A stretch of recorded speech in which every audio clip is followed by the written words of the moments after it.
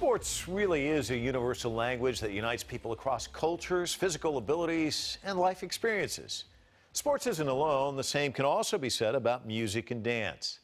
Stomp is a percussion group known for a unique performance style that originated in Brighton in the United Kingdom. Its creators, Luke CRESSWELL and Steve McNicholas, decided to use a variety of everyday objects as percussion instruments in their shows. Stomp performances use no dialogue, no words of any kind, in fact, making it accessible to just about anyone who enjoys rhythm and movement. There are several Stomp companies currently performing around the world. I visited one in New York City and got a few lessons in what it takes to stomp it out.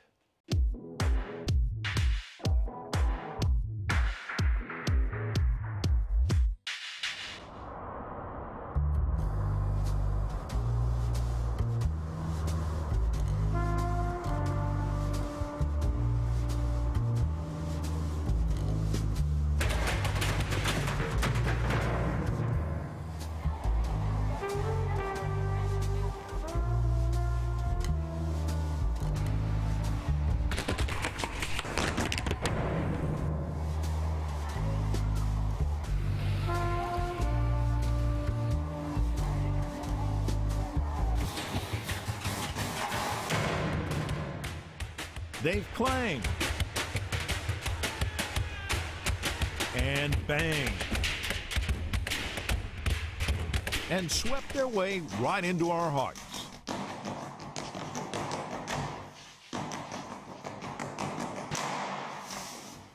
How many brooms do you go through? Too many. Too many. But you know, we just keep cutting them down. They get shorter and shorter.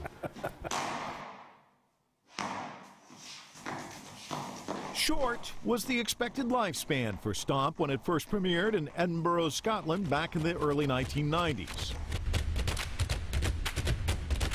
Critics loved it, but finding a general audience wasn't easy. Luke CRESSWELL is the co-creator of Stomp. He can still remember those difficult early days. It was very hard because I think it was a show that we started at the Edinburgh Festival in '91, and it was a show that all the other performers would come to see because we were on at midnight. So we'd have stand-up comedians, and we'd have a mad audience of comedians and clowns and poets and drama actors, and they'd all turn up, and the critics would love it. But no, the general audience wouldn't come at all. So we lost money, and we thought, oh, this ain't going to work. But then we got invited to Australia, to the Sydney Festival, and then it started to take off there. So actually, that's why a lot of people sometimes think Stomp's from Australia, because it first got success in Sydney, Melbourne, and Adelaide festivals.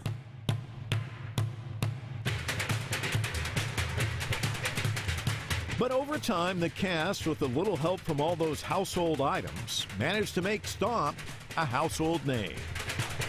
Well, it's an arc that keeps changing, because initially I thought the arc was going to do that, you know, and then it did really well in New York, so you feel it's that, but it's still going, so this arc just, I'm never quite sure what's around the corner with Stomp. I mean, it could close tomorrow, or it could go for another 10 years. I mean, it's 20 years here now. You know that's not true. It's not closing tomorrow. You know that. I mean, you know that. Yes, but you never know. Showbiz, you never know. So you never take it for granted, is what I'm saying. You know, I don't presume it's just going to keep going. I think we work very hard to keep it the best it can be. But the reason I say this, it's never going to happen, is because I came here last night. There was a very affectionate couple in front of us, and my wife said they need to get a room. Then this old couple shows up, and then you hear the snickering of the little kids behind you, and then you hear different languages. There's tourists. Well, I think that's one of the key things. And again, we didn't really design that, but we wanted to do a show that used rhythm as a language. And of course, by doing that, inadvertently, you realise you can take that anywhere around the world. So so you can tour. 1 minute you're playing in Mexico, then you're in Japan and Tokyo, you know, and then the next minute you're in India, and you can go anywhere with the show. And because rhythm is a universal language, and comedy is a universal language, and put the two together, people have a great time. Two important elements, but there is a third. Throughout the years, the show has stayed fresh because it's constantly being tooled with, constantly evolving and changing. Luke says they've never really finished the show. They've worked hard to keep it organic. Some of the creative flourishes border on the bizarre. you know, I just want to get inside your brain for just a minute, because to me, it's this incredible journey in a sense, because I would never, in my wildest imaginations, think of like ski boots on top of like trash cans and doing this sort of thing. I mean, does that just come to you at night and you just jot it down on a notepad and then people say you're crazy? The ski boots didn't. The idea of walking on all drums did. There were little drawings, and we first did it. We just had leather straps on the all drums. It was quite funny, and there were 7 of us, including myself, performing. And we came out from the back of the stage marching, and there was only 2, it was like the Charge of the Light Brigade. Everyone just fell over one by one, and there was me and one other at the end, sort of finishing the routine.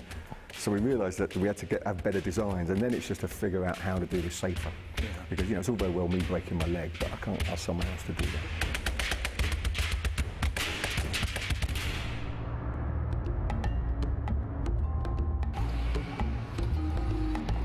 Stomp is unique when it comes to New York shows, not just because of its longevity.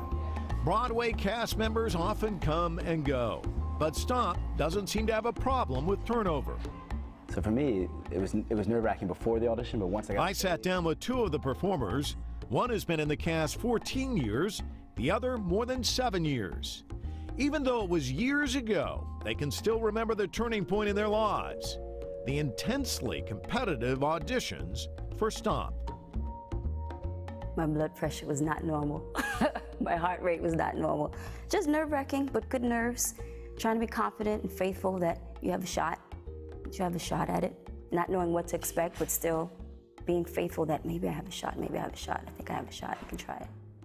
How was the feeling for you? People come from all over the world to audition for the show, so it's kind of intimidating. You know, people that just from different backgrounds, and you really don't know what the creators of the show are looking for, so you kind of just be yourself. But what's cool about the audition process in the show is that you can be yourself, because it's not like most auditions you come in with something prepared. In this show, they really don't care what you've done before, so nothing prepared. They teach you the show. If they can teach them the show, then I thought, why not me? We're using the thumb. So I signed up for a lesson. I thought they could teach me the easy stuff, so when you get a... which I didn't find all that easy. I don't have it. I might be able to do this with you. Good. Next part. So we're going to go right, left, right, clap, right, left, clap. Just go for it. Just go for it. 2, 3, and right, left, right, clap, right, left, clap.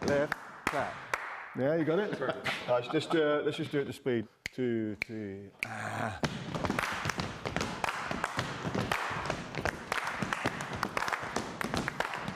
And then I took a stab at the tough stuff. All right. How does that feel? Too tight or too loose? The only thing you want to think of is try and keep think of your feet like more like that. And I'm not getting any help getting off, right? No.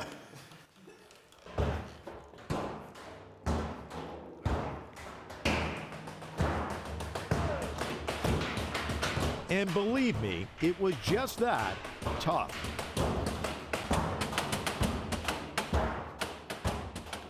They make it look easy, but I'm here to tell you it's not. It gave me a whole new appreciation for what these performers go through each and every night. It's physically grueling. But as tough as it is, they wouldn't dream of doing anything else. They love Stomp about as much, if not more, than their audiences. That's actually neat about being in New York. So many people come to New York to see this show. It's kind of mind-blowing how many people come up to us after the show and say, I came from China to New York to see Stomp. And I've seen it 10 times, and it's better every time. And it's just like, wow, it's crazy that this show's been around for 20 years, and it's such a worldwide phenomenon.